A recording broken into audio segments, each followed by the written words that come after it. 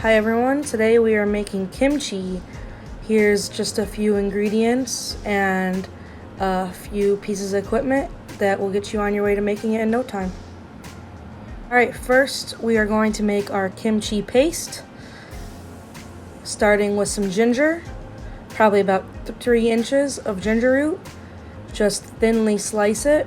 You can leave the skin on because we're going to be blending it into a paste.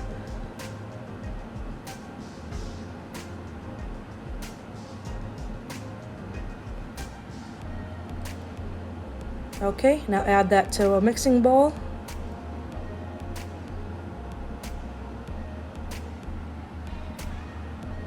Up next, we are going to add probably about 10 cloves of fresh garlic. A little trick to peeling garlic is to smack it with the side of your knife, as I'm doing here.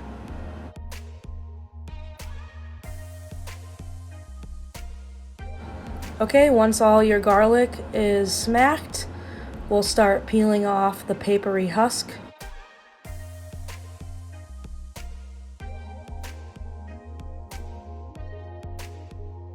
Once the garlic is all peeled and your board is cleared off, time to move on to adding an onion to the paste.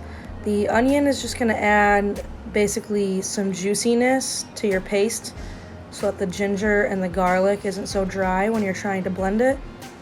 All we're going to do is cut it in half, take the skin off as such, do both sides.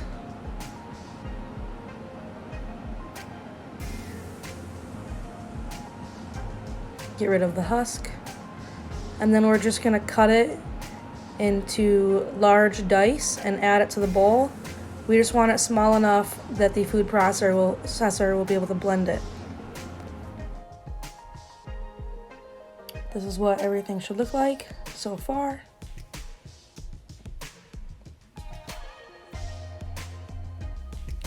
This is my chili powder. It's basically a really spicy chili flake. Just regular red pepper flake will be fine. Mine's a little bit spicy, so I'm only going to add 1 tablespoon. You can add more if you like more spicy. I want mine to be a little bit mild, so just 1 tablespoon. This is fish sauce. This is 3 Crabs brand, my personal favorite. It's going to add a little funkiness. We're going to add about 1/4 cup, maybe a little bit more. I'm doing 5 tablespoons here. You can substitute with 2 tablespoons of shrimp paste, or you can omit it altogether, but you won't have that nice funk that kimchi is known for.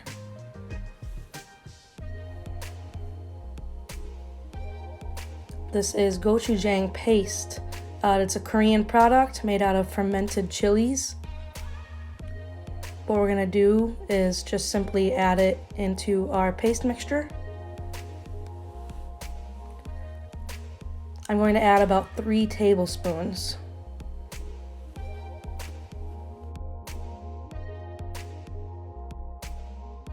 Okay, we have everything measured out for our paste.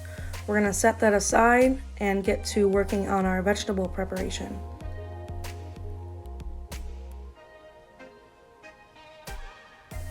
You'll need a large bowl for this.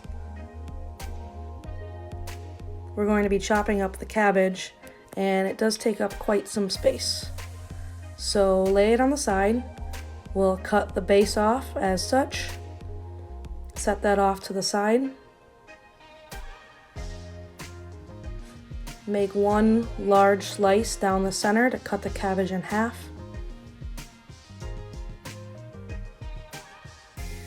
Now take them and turn them over so you're working with a flat surface. You're going to make slices about 1 inch apart down the length of the cabbage.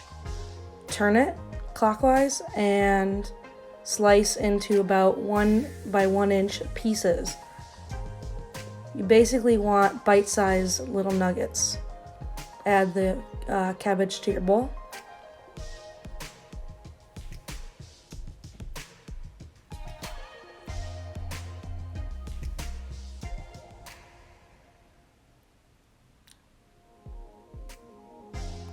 And now we're gonna move on to the other half to repeat the same process.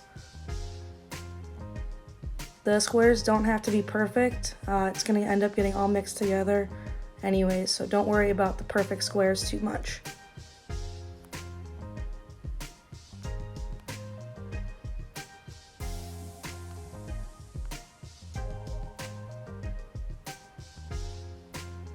Now just add everything into one big bowl and we'll move on to our next vegetable.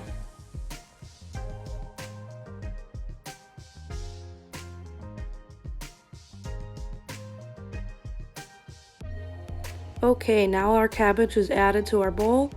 The next move is to salt it down. So I have about a 1/4 cup of just kosher salt, and we're gonna sprinkle it all over our bowl of cabbage.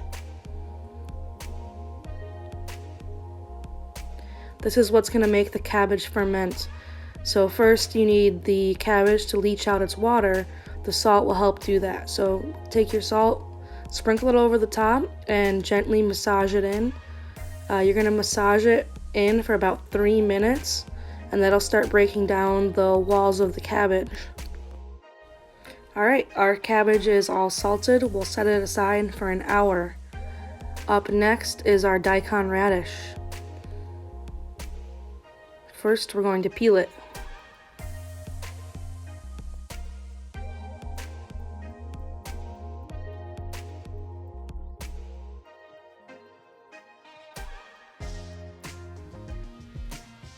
Once it's all peeled, get rid of your scraps.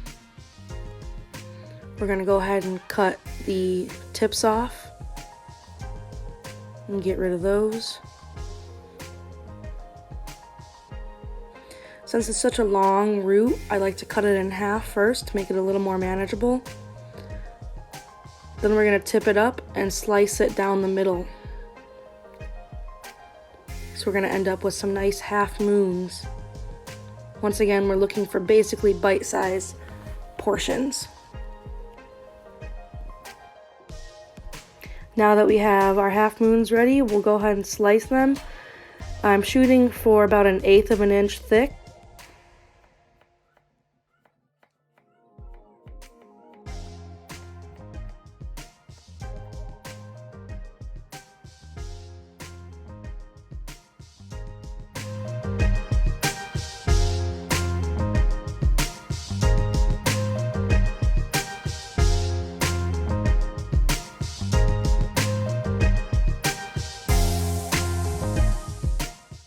Okay, now our radishes are done.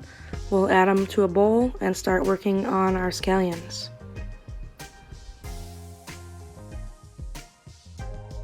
We're going to use one whole bunch, line them up on your cutting board, and just slice them into about 1/2 inch little segments here. And these are also going to be added into the bowl with the sliced daikon.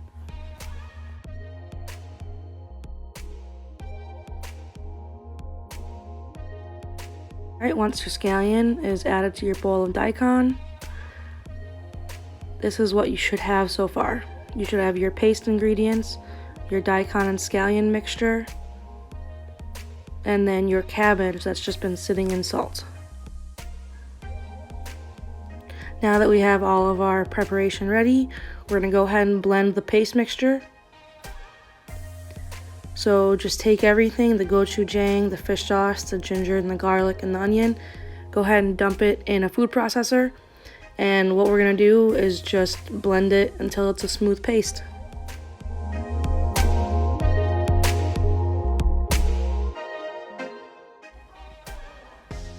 Alright, this is what your paste should look like. Go ahead and dump it in a bowl, set it to the side. Now it's time to mix all of our vegetables together. Add the daikon and scallion to the salted cabbage. Give it a nice mix. You want everything to be totally combined. Should look like this. Next, we're going to add in all of the beautiful red paste we've made. Just go ahead and dump all of it over the cabbage. Next, we're going to massage in that paste. So take your time, it'll take a few minutes. It should look incorporated just like this when you're ready. Alright, next we are going to get all of our kimchi into a glass jar so we can let the fermentation process begin. So just slowly add it to your jar. You can also use like a plastic tub if you prefer. Pack it down as you go so that you can fill the jar properly. It's very important to press down with your fist. You want the cabbage to be fully submerged in those juices. Once that's ready, I like to put a little water in a Ziploc bag. This is basically going to help weigh down the cabbage that's trying to float to the top. It'll create somewhat like a liquid seal, keeping your cabbage below. Your kimchi will now be ready to ferment. I suggest letting it ferment for about a week in a dark place with a lid on, burping it regularly. It should take about a week to achieve the right amount of funk and sour. At that point, store it in your refrigerator and eat it with everything.